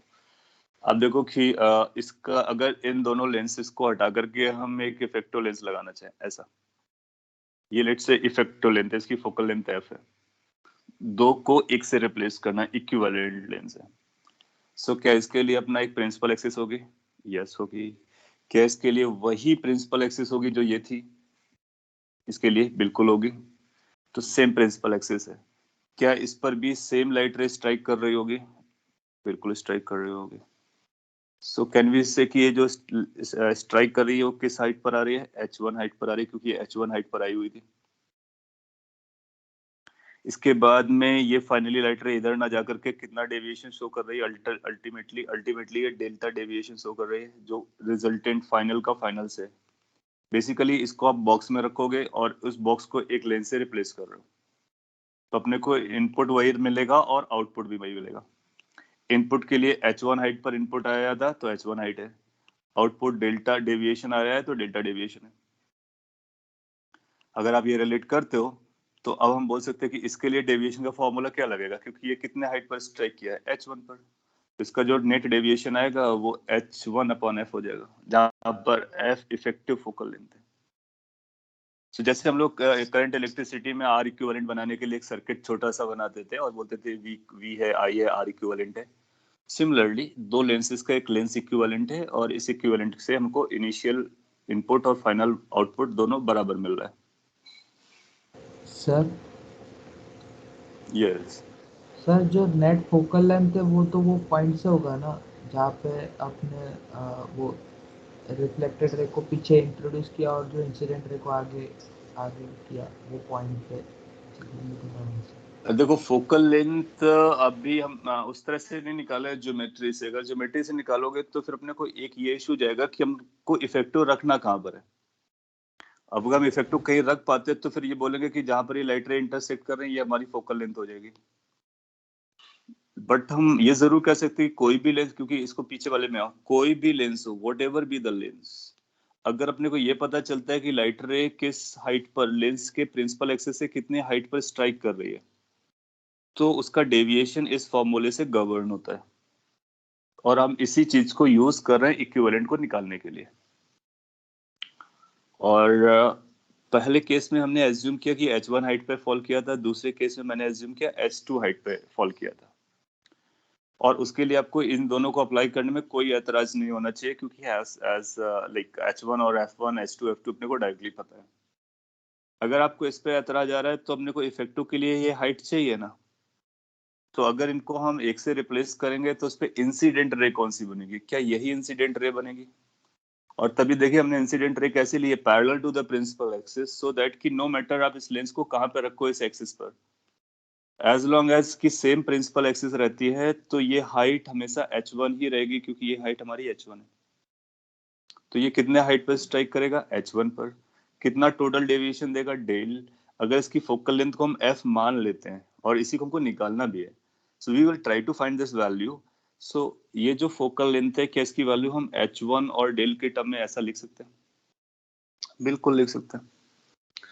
और फिर यहाँ से अपने को f पता चल जाएगा। साथ ही साथ अपने को ये भी पता चल रहा है कि we are not able to identify where to place this lens.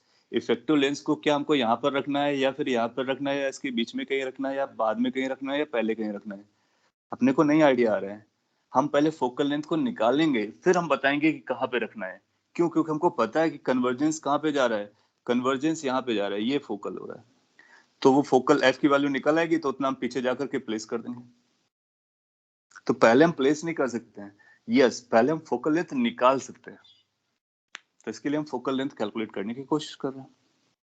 और लास्ट क्लास में शायद आपने यही एज अ डाउट पूछा था, क्वेश्चन पूछा था, तो वो भी आपका आंसर हो गया होगा। वापस आते हैं और इसको आगे बढ़ाते हैं। अगर आपको ये समझ में आ गया, ये समझ में आ गया, it's a matter of calculation कि हम इसको प्रूव कर लेंगे। अगली लाइन में क्विकली प्रूव कर देता हूँ मैं। डेल की वैल्यू अपने पास आ रही है H1/F, और डेल 1 की वैल्यू अपने को पता था H1/F1। डेल 2 की वैल्यू थी अपने पास H2/F2। अगर आपको ये समझ में आ रहा है तो अपना काम हो रहा है। इसके बाद अपने को क्या करने का, इसके बाद थोड़ी सी और कैलकुलेशन करने की हो तो उससे अपना काम बन जाएगा।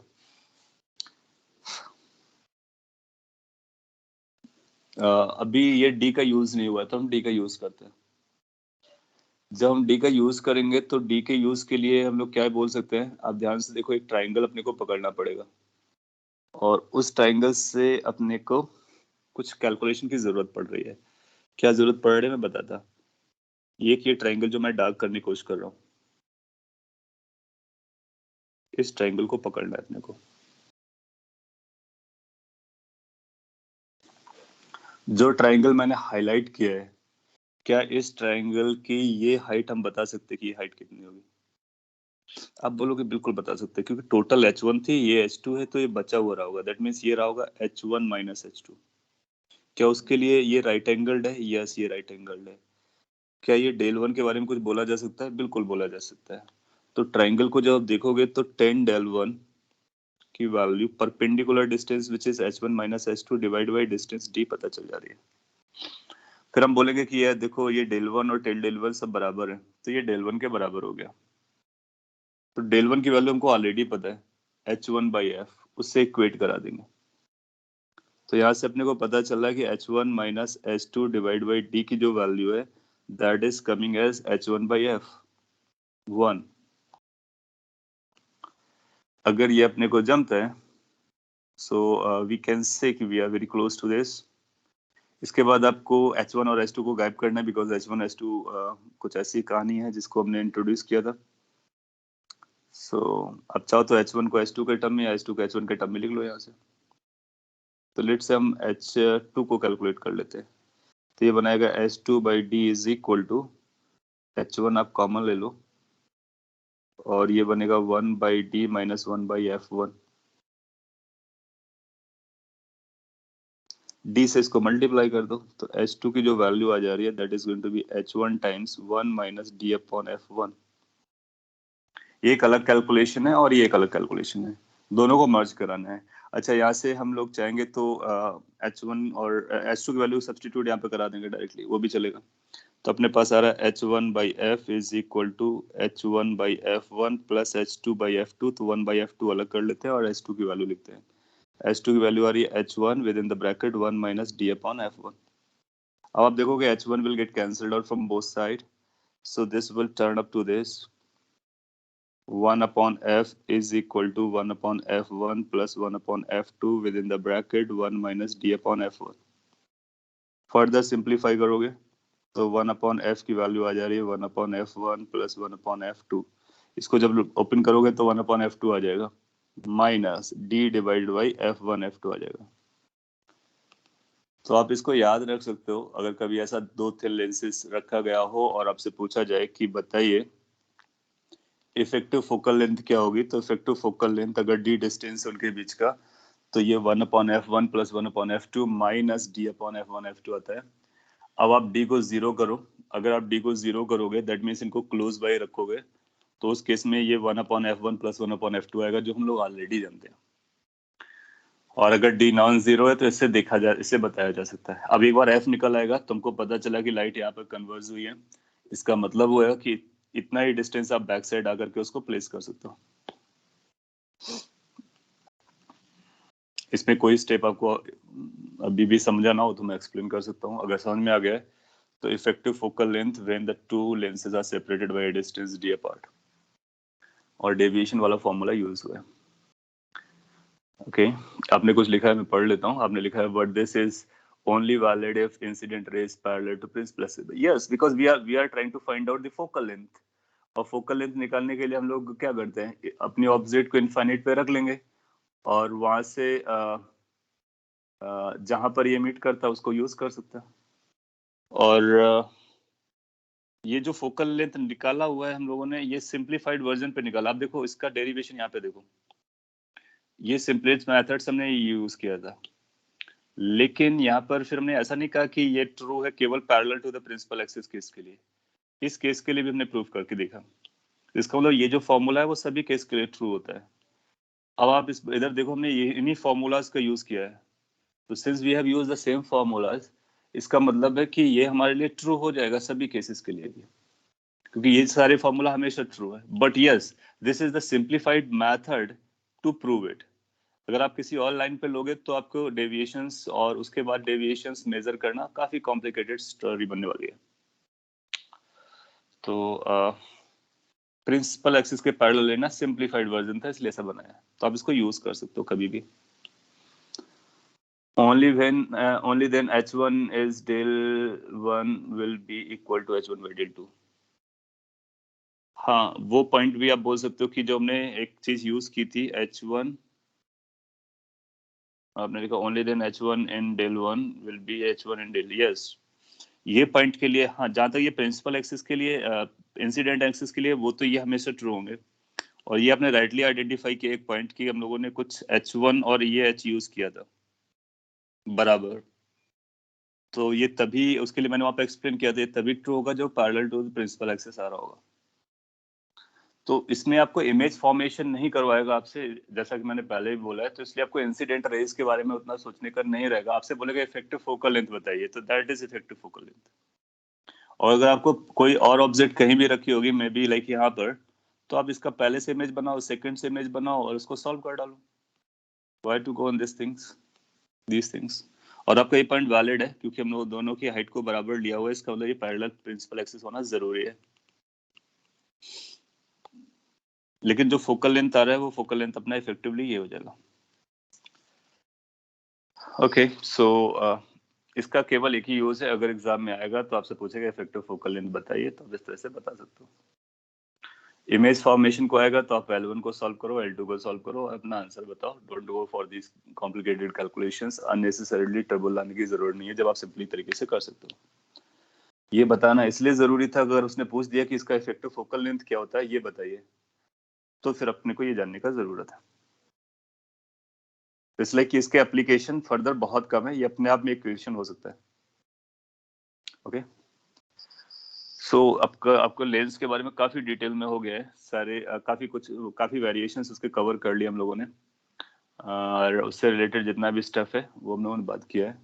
नेक्स्ट जो रहेगा वो प्रिज्म को हम लोग नेक्स्ट क्लास में पढ़ना स्टार्ट करेंगे. आज के लिए फिर इतना ही रखते हैं. टाइम भी काफी हो गया है. कोई क्विक क्वेश्चन हो तो आप पूछ सकते हो otherwise okay for the day.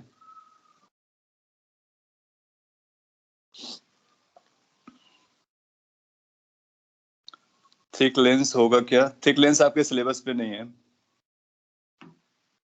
Thick lens is not in your syllabus. और अगर एडवांस में क्वेश्चन आएगा भी तो जो मैंने आपको बताया है डेरिवेशन, वो आपके लिए यूजफुल रहेगा। उस डेरिवेशन का यूज करके आप थिक लेंस का भी आंसर निकाल सकते हो। आप पहले वाले सरफेस से पहले रिफ्रैक्शन से निकालो, फिर सेकेंड सरफेस के रिफ्रैक्शन से अलग से निकालो, फिर उससे अपनी फाइनल इमेज बन जाएगी। और आगे ग्रेजुएशन में उसका और भी सिंप्लीफाइड वर्जन है, मैट्रिक्स फॉर्म में उसको सॉल्व करते हैं, थोड़ा सा कॉम्प्लिकेटेड रहता है, तो वो आपके सिलेबस में नहीं है, इसलिए उसको हम लोग टच नहीं करेंगे। Okay, that's all, thank you.